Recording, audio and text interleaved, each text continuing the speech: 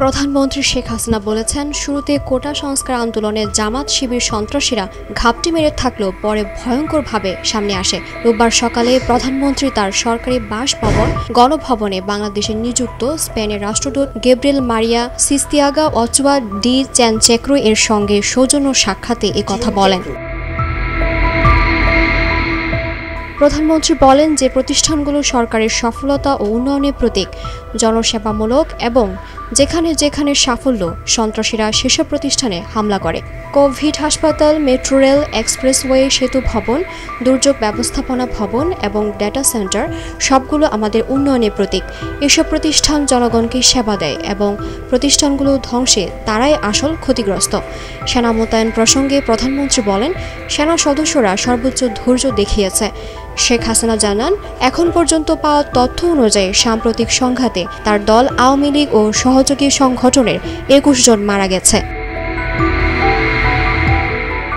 সাম্প্রতিক সহিংসতায় নিহতদের পরিবারের সদস্য এবং আহতদের জীবন জীবিকা এবং বিনামূল্যে আহতদের সুচিকিৎসায় সরকারের নেওয়া পদক্ষেপের কথা উল্লেখ করেন প্রধানমন্ত্রী।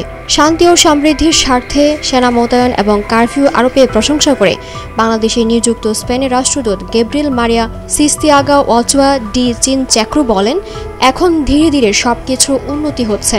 শান্তি ও অগ্রগতি নিশ্চিত করার জন্য যে ব্যবস্থা নেওয়া হয়েছে তিনি তা বুঝেন। তিনি আরও বলেন, তিনি টেলিভিশনে সবকিছু দেখেছেন, তবে ভাষাগত পার্থক্যের কারণে সেগুলো বুঝতে পারেননি। তিনি সংবাদপত্র থেকে ধ্বংসাত্মক কার্যকলাপ ও সংঘাতের বিষয়টি জানেন। পররাষ্ট্রমন্ত্রী ডক্টর হাসান মাহমুদের সঙ্গে ভাঙচুরের শিকার কয়েকটি স্থান পরিদর্শন করেছেন বলেও প্রধানমন্ত্রীকে জানান স্প্যানিশ রাষ্ট্রদূত। গত ১৬ বছরে বাংলাদেশে উন্নয়ন হয়েছে, তা খুবই দৃশ্যমান উল্লেখ করে মারিয়া সিস্তিয়াগা বলেন, গত ১৬ বছরে উন্নয়ন অত্যন্ত বাস্তব, চাইলে যে কেউ যাচাই করতে পারে।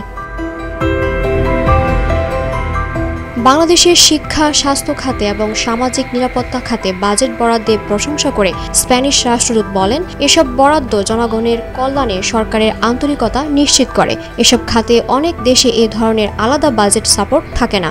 সৌজন্য সাক্ষাতে অন্যদের মধ্যে অ্যাম্বাসিডর এট লার্জ মোহাম্মদ জিয়াউদ্দিন উপস্থিত ছিলেন। দিলরুবা তন্নি, ডেস্ক রিপোর্ট, ভোরের পাতা।